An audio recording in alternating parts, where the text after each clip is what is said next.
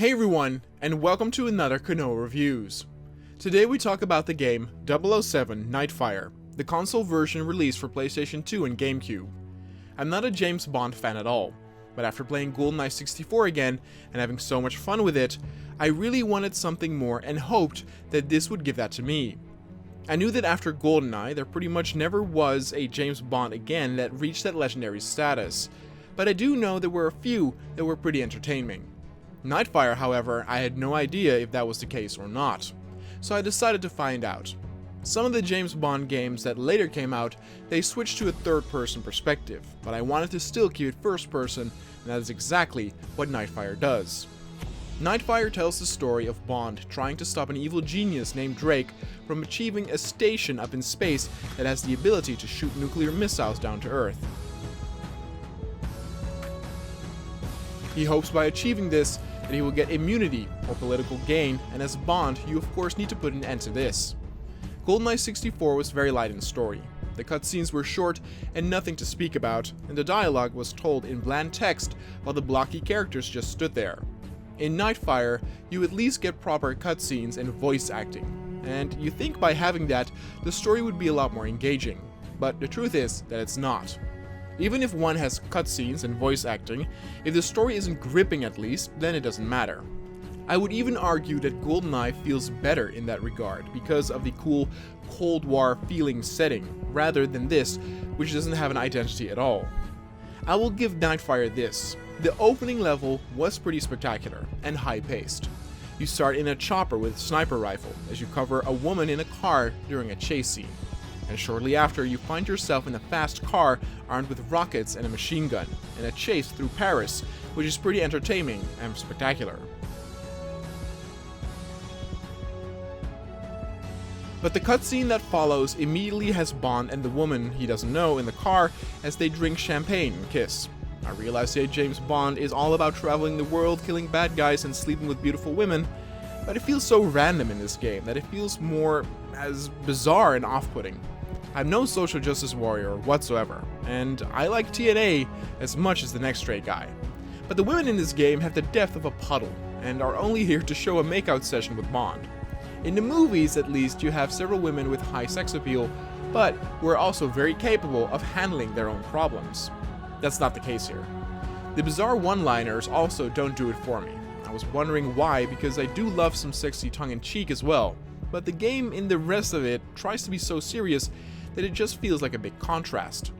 Pierce Brosnan has lent his face for this Bond again, and now in this generation of consoles, he looks a lot more like him, but the voice actor isn't Brosnan and also doesn't sound anything like him, which is again very off-putting. It doesn't even feel you are watching a B version of Bond, but more like a C version with a very simple story about go here, kill this, and bang her. Don't know, as I said, I'm not a James Bond fan, and that's pretty much the formula of a lot of those movies. Anyway, back to the actual gameplay. The levels after the intro have you on foot again, and in this regard it tries to replicate GoldenEye in some ways, but fails horribly.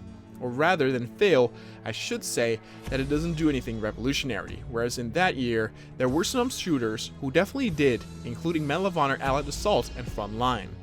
The second mission has you infiltrate a castle in Austria, and you have your typical stealth gameplay of taking out guards silently before triggering the alarm. On paper, it does everything that GoldenEye did as well, but rather than revolutionary, it had become the norm by that time. The next mission has you infiltrate a ballroom party, and for a brief moment you think you will have one of those fun stealth sections where you need to keep a cool posture while overhearing guests or follow staff. But it's again very shallow and it results in nothing. The shootouts are so-so, and the control scheme is at least better and more modern, but still has this system where you can hold a button to stand still and aim, and also comes with an auto-aim. The mission after that has you then ride on a snowmobile and eventually also a car chase again, and these vehicle sections are the absolute highlight of the game. They feel like they really do something new here and more spectacular. They are thrilling and the pacing is high as you drive through snowy roads as you blast enemies with rockets. But even the vehicle sections get boring and tedious later on. Many of the levels are forgettable, which is weird because there's quite a lot of detail if you look closely. The Japanese mansion, for example, has a ton of props and objects everywhere, adhering to the Japanese theme. Yet the level is very dark, and the mission isn't very exciting, resulting in a forgetful experience. The one thing I can praise it for, though, is that certain enemies do talk in their own mother tongue, meaning you will have enemies shout in German in Austria and Japanese in Japan. Although for the Japanese voices, their voice actors, it almost seems like they only recorded 3 lines of dialogue, whereas they had a lot more for the Germans.